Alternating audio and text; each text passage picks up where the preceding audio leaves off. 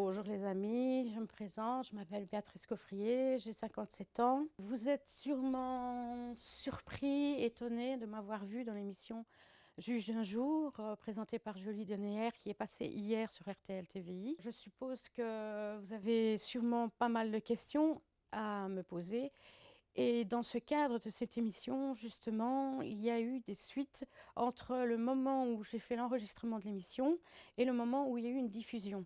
Donc, c'est pour ça que cette vidéo, j'ai envie de la faire, de vous expliquer et vous apporter des explications supplémentaires. J'ai été contactée pour une émission, au départ une émission de société, pour parler et dire ce qu'on pensait sur des différents sujets de société. J'ai accepté volontiers et puis on m'a parlé de la violence conjugale. J'attendais ce moment depuis des années en fait. Ça fait des années que j'ai envie d'en parler. Ça fait des années que je l'ai gardé secret parce que je trouvais que ça ne servait à rien d'en discuter à ce moment-là. Mais maintenant je suis mûre et j'ai décidé d'en parler parce que je trouve qu'encore à l'heure actuelle, il y a de gros soucis à ce niveau-là et on n'en parle pas assez, les voisins. On se tait, on ne dit rien, on assume, sans tout seul et on ne se fait pas aider et c'est quelque chose, c'est la première erreur que j'ai faite. Alors ce qui était très intéressant dans cette émission, c'est qu'on était considérés comme des jurés, je vais dire normaux, et nous n'avions pas normalement le thème de l'émission, sauf une personne, c'est-à-dire moi. Donc j'étais la personne qui non seulement allait juger le fait divers, mais qui, en plus, allait raconter son histoire. Bon, je ne vous dis pas que je ne me suis pas trop bien rendu compte de l'impact. Parce qu'au départ, j'ai raconté mon histoire devant Julie Deneyer et devant mes jurés. Et les jurés, bon, déjà là, il y a eu un haut là, déjà eu des réactions des caméramans, etc. Donc de tout le monde. J'ai eu des mains qui sont venues automatiquement pour me donner du courage, pour continuer à raconter mon histoire. Mais je ne m'attendais pas à un élan de messages comme cela après tant d'émissions. L'émission, c'est vrai que je n'ai pas réalisé au départ que cette émission allait être regardée par des milliers et des milliers de personnes. Et ici, je me rends compte que j'ai eu tellement de messages, j'ai eu des gens qui me disent, vous savez, j'ai eu la même chose, vous savez, il s'est passé ça. Et j'ai même des gens inconnus qui sont venus me parler parce qu'ils m'ont retrouvée. Donc, c'est incroyable. C'est vraiment, je ne m'attendais pas à tout ça. Donc, suite à cette émission, il était important pour moi de vous donner des compléments d'information et vous dire les chaînons manquants indispensables pour mieux comprendre la situation. En fait, je me suis mariée à 20 ans, je me suis retrouvée enceinte, donc il y avait deux possibilités. Soit je restais chez ma mère avec mes frères et sœurs, soit je prenais mes responsabilités et je me mariais, ce que j'ai fait. Mais déjà là, j'avais déjà senti et j'avais déjà vu qu'il y avait des problèmes avec mon mari. Mais bon, voilà, je me suis dit, ben, on va faire. On a créé une entreprise de jardin, j'ai eu une petite fille, formidable, tout s'est bien passé. Et moi, je ne voulais pas d'enfant unique. Donc, j'ai décidé de vouloir un deuxième enfant très vite. Donc, 2 ans après, donc finalement, mon ex-mari a bien voulu et on a eu un deuxième enfant. Malheureusement, à l'accouchement, il y a eu des erreurs médicales très graves. Et ça a été un flot d'erreurs qui ont fait que mon fils est mort-né. Et ils ont voulu le réanimer. Et au bout d'un quart d'heure, on sait déjà qu'il y a des séquelles, des petites séquelles, puis des grosses séquelles. Et lui, je ne sais pas combien de temps il a été réanimé. En tout cas, trop longtemps. Donc, il était handicapé profond, c'est-à-dire le plus gros handicap. Je vous raconte ça parce que c'est important pour la suite, le fait de savoir que j'avais un enfant handicapé. Puis mon mari, comme je vous l'ai expliqué dans l'émission, m'a frappé, etc. Et à un certain moment, on s'est retrouvés face à face, couteau, et je me suis dit, il y en a un des deux qui va y passer, il faut faire quelque chose. Et donc j'ai décidé de trouver un endroit pour aller me cacher, notamment un endroit pour des femmes battues. Mais il l'a vu, donc il s'est mis de plus en plus en colère et ça s'est mal terminé. Je me suis retrouvée à l'hôpital. Je suis restée 2 mois et demi à l'hôpital, mais je n'ai pas su prendre mes enfants sous mes bras, évidemment. Et quand je suis sortie de l'hôpital, là, j'ai pris conscience qu'il fallait que ça s'arrête. Il fallait que je réagisse et que je fasse quelque chose.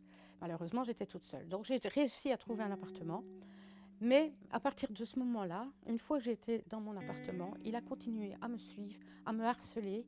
Et au niveau du jugement, donc j'ai lancé tout ce qu'il fallait pour essayer de récupérer mes enfants, ou au moins avoir la garde, ou au moins avoir le droit de visite au minimum. Ben, il n'a jamais respecté quoi que ce soit et j'ai perdu mes enfants comme ça. Alors mon fils, forcément, lui, il n'avait pas le choix, il ne savait pas donner son opinion. Par contre, ma fille, au fur et à mesure du temps, au début j'avais des lettres, maman, chérie, je t'adore, etc. Et sur les lettres de fin, c'est-à-dire 2-3 mois après, c'était maman, il faut que tu viennes à la maison, il faut que tu rentres parce que et c'est ici que si tu veux me voir, c'est ici. Donc elle me faisait du chantage et elle commençait à être manipulée et travaillée par mon mari. Et à ce moment-là, ils avaient entre 10 et 12 ans tous les deux. Donc je suis partie. Et j'avais demandé de l'aide autour de moi, j'avais expliqué à ma famille et personne ne m'a cru.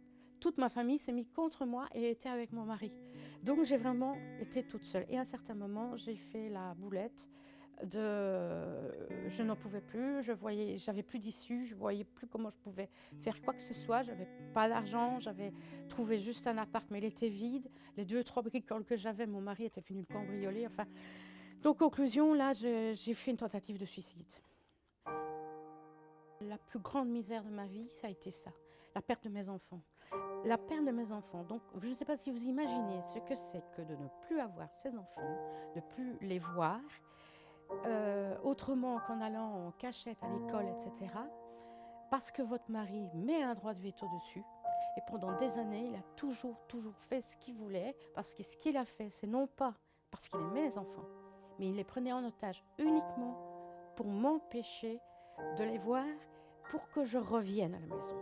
Parce qu'il était fou, amoureux de moi. Et quand il a vu qu'il était en train de me perdre, c'est comme ça que les coups étaient de plus en plus forts. Parce qu'à un certain moment, quand je me suis rendu compte que ce n'était pas une vie, et il a vu qu'il n'avait plus d'emprise sur moi. Et à ce moment-là, il a commencé à paniquer et c'était de plus en plus fort. C'est comme ça qu'on s'est retrouvés de couteau à couteau. Et c'est comme ça que je suis partie. Mais il n'y a pas eu de justice, il n'y a pas eu de jugement, il n'y a rien eu. Et j'ai pas perdu mes droits. Mais il arrivait, même à l'école, quand j'allais à l'école voir mon fils en cachette, l'institutrice, le directeur était au courant. Quand il me voyait, il devait téléphoner à mon mari pour lui dire que j'étais là pour qu'il vienne m'empêcher de voir mon fils. Heureusement, eux, ils le faisaient, on s'arrangeait, ils étaient sympas, ils s'arrangeaient pour que, juste avant que je m'en aille, ils téléphonent à mon mari pour lui dire que j'étais là. Et puis, ils disaient que je venais d'arriver, que j'étais repartie aussi vite. Donc, j'ai quand même eu de l'aide. Mais à partir du jour où mon fils n'a plus d'école, parce qu'à partir du moment où il devient adulte, il n'y a plus d'institution pour des enfants comme ça. Parce qu'en réalité, en général, les enfants sont décédés avant d'arriver à l'âge adulte, dans des cas comme mon fils. Donc, à partir de ce moment-là, j'ai plus vu mon fils du tout. Donc, j'allais uniquement quand je savais qu'il était à l'hôpital, mais même à l'hôpital, j'avais un droit. Aucun droit. Le médecin venait et disait: vous ne pouvez pas voir votre enfant, vous pouvez pas, vous n'avez pas le droit. Mais je dis: c'est le droit, j'ai le droit, je n'ai pas été déchu de mes droits. Mais c'était juste mon mari qui faisait sa loi et sa loi à lui tout seul. Et ça a été l'horreur de ma vie. Parce que ça fait 25 ans que je pleure. Et si j'ai fait cette émission, c'est parce que mon seul rêve, c'était de récupérer mon enfant, récupérer mon fils. Au moins le voir, mais en tout cas le récupérer et le soigner. Parce que mon fils, il n'était pas soigné. À la fin, quand mon fils a quitté l'école, sa dernière école, ils se sont excusés parce que j'avais demandé, moi chaque fois que j'allais voir mon fils, je voyais qu'il souffrait, qu'il était en souffrance et qu'on ne le soignait pas. Il prenait les allocations familiales d'enfants handicapés, c'est bien, ça c'est beaucoup de sous, hein. C'est pas mal, hein. Oui, mais il y a beaucoup de frais aussi. Mais les frais, ils ne les faisaient pas, ils donnaient juste le minimum, ils faisaient juste le minimum et ils ne soignaient pas mon fils. Et sur la fin, même de la kiné, ils n'en faisaient plus. Alors que c'est indispensable parce qu'il s'atrophie, les membres s'atrophient, etc. Enfin, c'est horrible. Et mon fils, il gémissait du matin au soir, c'était horrible. Et à l'école, je leur avais dit: mais s'il vous plaît, mais je veux pas prendre mon fils, je veux pas le kidnapper, mais venez avec moi, on va aller chez le médecin pendant la journée, on va aller le soigner, et puis vous reprenez, et puis vous le rendez vous dites rien à mon mari, mais moi je voulais soigner mon fils comme ça. Et ils ont refusé aussi ça. J'étais vraiment des voies sans issue à chaque fois. Tout ce que j'ai entrepris, c'est tombé à l'eau. Je n'ai jamais réussi. Et c'est pourquoi j'ai fait cette émission, parce que je me suis dit que peut-être que peut-être il y aurait une petite étincelle, une petite aide, un avocat, je sais pas, n'importe quoi. Et je me suis dit qu'en faisant ça, d'abord pour les autres femmes, qu'elles ne fassent pas la même boulette que moi, mais pour qu'il y ait peut-être un truc qui allait faire en sorte que je puisse réaliser mon rêve, c'est de récupérer mon gosse.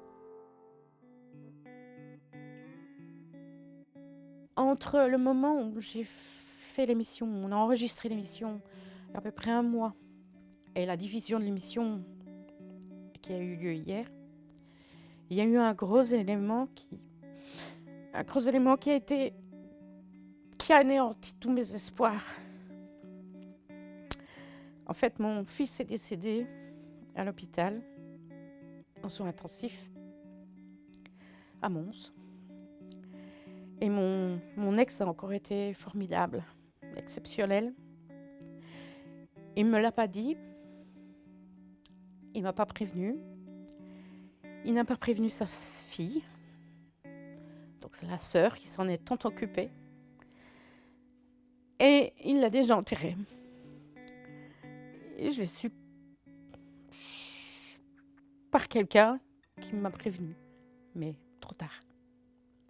Donc le seul espoir que j'avais en cette émission, il est tombé à l'eau. Et j'ai pas pu voir mon fils, j'ai pas pu le reprendre dans mes bras, j'ai pas pu le voir. C'est immonde et inhumain de faire des choses pareilles.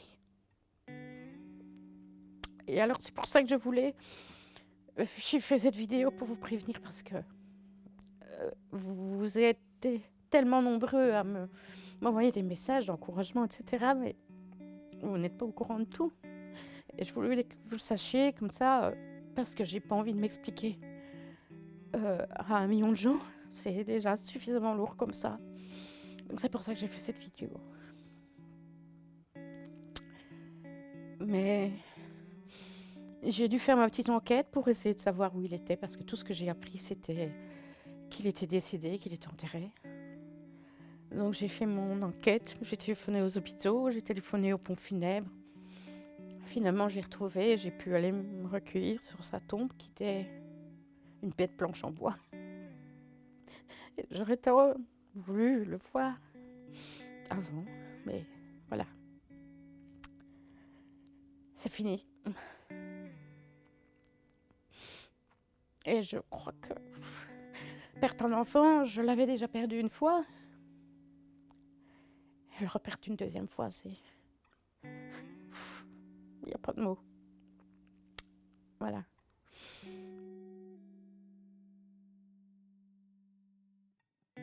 Alors, la conclusion, c'est que je parlerai peut-être bien à mon ex, si jamais il me voit et si jamais il m'entend. Je vais te dire une chose, mais grâce à toi, je n'ai plus jamais peur de personne. À partir du jour où je suis sortie de chez toi, parce que c'était pas chez moi, c'était chez toi aussi, à partir de ce jour-là, j'ai dit que plus personne jamais ne me donnerait d'ordre, ni ne me ferait du mal et me frapperait. Et ça, c'est une parole que j'ai et que j'ai respectée depuis toutes ces années.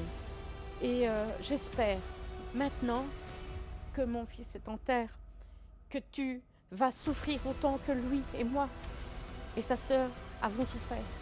Et j'espère que tu en creveras de chagrin comme nous, parce que ce que tu as fait là, c'est juste immonde et j'aimerais que tu t'en rendes compte. Voilà, c'est tout ce que j'avais à dire. Mais en tout cas, merci à tous et à toutes, parce que vous êtes vraiment formidables. Merci beaucoup.